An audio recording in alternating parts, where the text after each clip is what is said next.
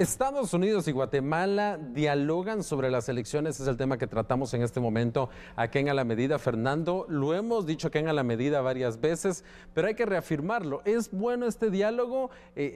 Sabiendo de que el próximo 20 de agosto los guatemaltecos vamos a ir a las urnas a elegir ya sea a la candidata del partido de la UNE, Sandra Torres, o al candidato del Movimiento Semilla, Bernardo Arévalo. Las dos opciones por las cuales tendremos que elegir. Al final, lo que sabemos todos es que hasta este momento tenemos balotaje, tenemos segunda vuelta, 20 de agosto, usted recibirá toda la información de parte de nosotros acá en TN23 y vamos con todo. El TC se está preparando, veíamos sí, cómo ya están hablando de las papeletas. Totalmente, vamos con eso. ¿Qué es lo que tenemos que analizar de este tipo de pláticas en donde el subsecretario de Estado para Asuntos del Hemisferio Occidental de Estados Unidos y el canciller guatemalteco Mario Búcaro establecen, es un mecanismo de comunicación entre dos estados amigos, ¿verdad? Dos estados que se plantean siempre pues un sistema comunicacional en donde uno, normalmente nosotros le pedimos apoyo al otro, a Estados Unidos, que nos ayude con ciertos aspectos, y el otro está permanentemente viendo que todo vaya dentro de los cánones bien para que no se afecte pues ese espacio de la soberanía del país y de lo que esté sucediendo, porque somos un país importante para Estados Unidos, claro, definitivamente. Veamos, la soberanía es el tema central de ese tipo de charlas. Eso iba. Veamos primero qué fue exactamente lo que dijo Brian Nichols, el subsecretario de Estado para Asuntos del Hemisferio Occidental de Estados Unidos. Él escribió en su cuenta de Twitter: conversé con el canciller Búcaro sobre la vital importancia de permitir que la segunda vuelta de las elecciones se desarrolle sin interferencias ni acoso a los candidatos y partidos políticos. Los guatemaltecos tienen derecho a elegir a sus gobernantes. Mientras que por parte de Guatemala, el canciller Mario Búcaro también escribió en esa misma red social. Él escribió: fue un gusto haber conversado con el secretario Brian Nichols sobre el rol positivo que ha tenido el Ejecutivo de Guatemala en garantizar el desarrollo del proceso electoral para la segunda vuelta de las elecciones. Asimismo, le manifesté la importancia de la independencia de poderes en el país, lo cual procura el total respeto a las instituciones del Estado y su gobernabilidad. Mucho que desmenuzar de estos dos comunicados. Vamos paso por paso otra vez. Empecemos por la independencia de poderes, ¿no? Guatemala, una república, tenemos independencia por parte de todas las partes, al menos en el papel, ¿no? No debería de haber ninguna inmiscusión. El organismo judicial es independiente, el Tribunal Supremo Electoral es independiente, el Ministerio Público es independiente, el organismo ejecutivo es independiente. Eso está claro en nuestras leyes, Fernando. Claro, TSE y Ministerio Público actúan como órganos de control del Estado. Y los tres poderes, independencia total entre ellos mismos, y en el caso del MP y el TSE, autónomos completamente. Entonces, sí, aunque son parte del sistema judicial en el caso del Ministerio Público, pero hay autonomía. Manejan, como bien lo dijiste, su autonomía y no permiten, porque es una protección, es un blindaje constitucional, el hecho de la injerencia de ningún espacio nacional o internacional que pretenda pues, tener algún tipo de manejo ahí o de influencia en alguna resolución que emitan cualquiera de estas dos instituciones tan elementales para la República de Guatemala. La independencia de los tres poderes es elemental. La misma Constitución establece que está prohibida la subordinación entre ellos. Entonces, si es un mandato constitucional, debe cumplirse, y la soberanía del pueblo, la soberanía nacional, al final es una figura que descansa en nosotros, los ciudadanos, el pueblo, y delegamos esa soberanía en quienes tomamos nosotros mismos la decisión en el voto que manejen políticamente y administrativamente el país los próximos 4 años, sea a nivel del Ejecutivo, sea a nivel de las corporaciones y las municipalidades. Entonces, realmente ahí es un espacio que no debe tener injerencia de nada. Hablando sobre soberanía, que es un término que desde la administración pasada se ha hablado bastante, la soberanía de Guatemala a nivel internacional. ¿Por qué Estados Unidos está tan interesado en nuestras elecciones?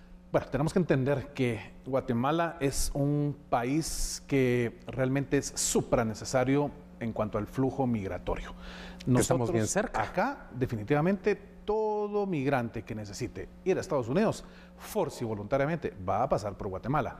Por eso es esa estructura de control que el gobierno de Estados Unidos siempre ha tenido sobre lo que puede hacer para generar aporte económico en proyectos, en inyección presupuestaria, a efecto que exista de alguna manera algún tipo de barrera, algún tipo de bloqueo para toda esa gente que va en el flujo migratorio. Sin embargo, los números no mienten, los números realmente indican que la gente ve qué hace y aquí está la barrera y se la pasan por acá y se la pasan de este lado y siguen con su camino buscando, obviamente, llegar a Estados Unidos. Claro. ¿Qué va a suceder? Sabemos que el flujo migratorio no va a cesar, va a seguir. Guatemala necesita ese aporte de Estados Unidos porque dentro de nuestro presupuesto de la nación no tenemos para invertir en ese tipo de esquemas. Estamos con la predisposición siempre de poder tener estos apoyos interpaíses, internaciones y que permitan naturalmente pues, hacer trabajo en conjunto. Más allá de eso, creo yo, no vamos a lograr hacer y es por eso el interés de Estados Unidos siempre en que Guatemala pues, tenga dentro de todo lo que cabe un espacio de gobiernos democráticos, libres, soberanos, a pesar que cuando hablamos de soberanía, si hablamos de materia económica, no somos soberanos, dependemos al 100% de lo que nuestros migrantes están haciendo precisamente allá en Estados Unidos. En Estados Unidos. Un saludo para usted, amigo y amiga televidente que nos ve desde Estados Unidos. Hablando específicamente sobre soberanía, ¿no? y todo ese tema que estamos hablando, también es importante hacer notar que es positivo que lo que se esté dando es un diálogo en vez de comunicados unilaterales o que haya un alejamiento completamente entre las partes y que todo sea unilateral. Es bueno que exista ese diálogo, ¿no? Saber de que estamos platicando, estamos hablando, estamos dialogando. Claro. Eso es positivo en las relaciones entre los dos países, ¿no? Además, para eso existe el derecho internacional público. Te mecaniza completamente ese tipo de comunicación que a nivel de cancilleres, a nivel de jefes de Departamento de Estado, a nivel de los mismos presidentes de ambas repúblicas o de las repúblicas que sean, van a tener siempre que agotar espacios protocolarios establecidos en ley para que un Estado y el otro pueda pues, tener ese espacio comunicacional. Es perfectamente normal y hay intereses de uno y otro. Guatemala tiene totalmente interés con Estados Unidos en generar los proyectos que se consideren necesarios para llevar a cabo los objetivos de ese país. ¿Por qué? Porque Guatemala pues, maneja a través de un TLC aspectos de comercio que son súper importantes para nuestra economía. Uno, dos, el tema de las remesas. Claro. Necesitamos las remesas para continuar subsistiendo a nivel de nuestra macroeconomía. Y tercero, por supuesto que indistintamente de quién esté gobernando Estados Unidos o gobernando la República de Guatemala, esa comunicación va a existir siempre entre los dos países. Entonces, estos diálogos, como bien lo dijiste, son perfectamente normales. Y eso llama mucho la atención que, sin importar quién está en la presidencia de Estados Unidos, recientemente teníamos a Donald Trump, ahora tenemos un demócrata, Joe Biden, antes teníamos a Barack Obama, previamente a George Bush hijo. Independientemente de quién esté, esas relaciones entre los dos países y también las políticas de Estados Unidos hacia Guatemala se han mantenido constantes. Totalmente. Incluso lo mismo podemos ver con otros países con los cuales también tenemos importancia, como México, por ejemplo. Ahora tenemos a Andrés Manuel López Obrador, antes teníamos a Enrique Peña Nieto, y a pesar de ese cambio de administración dramática desde el punto, para los mexicanos fue un cambio de administración dramática, pero desde nuestro punto de vista, esas relaciones diplomáticas se han mantenido muy constantes a pesar de esos cambios. Y tiene una explicación, son políticas de Estado. Entonces, al no ser políticas de gobierno, no viene cada gobernante y las cambia como le dé la gana. Hay muchos proyectos y muchos espacios que sí son políticas de gobierno y entonces entra el nuevo gobernante y dice, esto desde cero, vámonos, anúlelo porque yo traigo una nueva idea y así es como se va a hacer. Y es parte muchas veces del retraso en avances para el país, sea cual sea este. Cuando se convierte ya en política de Estado, este tipo de comunicaciones entre países, bien lo dijiste, el caso de México, tan radical el cambio, aún así la política exterior continuó de manera prácticamente sin tocarse. ¿Por qué? Porque es una política de Estado. A nivel de Norteamérica con Estados Unidos es la misma historia. Y si analizamos cualquier otro gobierno, cualquier otro país donde Guatemala tiene esa relación bilateral a nivel diplomático, pues como es política de Estado, no va a tener ningún tipo de variación y si es, va a ser mínima en el tema de cómo se manejan esas relaciones a nivel del Estado de Guatemala con otros países. Ahora hablando específicamente sobre estas declaraciones que daba Mario Búcaro, el canciller guatemalteco, él trabajando muy de cerca con el presidente Alejandro Yamatei, con la presidencia, ahí sí hay un trabajo del Ejecutivo muy cercano.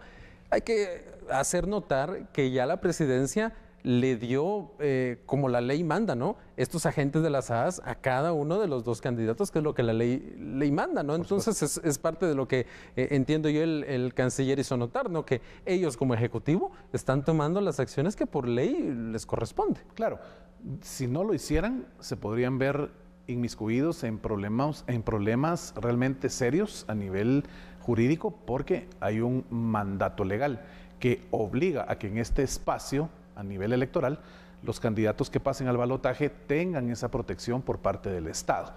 No es algo nuevo, es algo que viene sucediendo desde que empezamos la era democrática y vimos realmente como esa evolución de la ley que estipula el manejo de las AAS. Su reglamento siempre van a establecer esos mecanismos en donde es obligatoriedad del Estado brindar ese tipo de apoyo. Entonces, no es que sea de este Ejecutivo, esto es una política de Estado. Es una política de Estado, es una sin política de importar gobierno. quién esté, hay que seguirlo.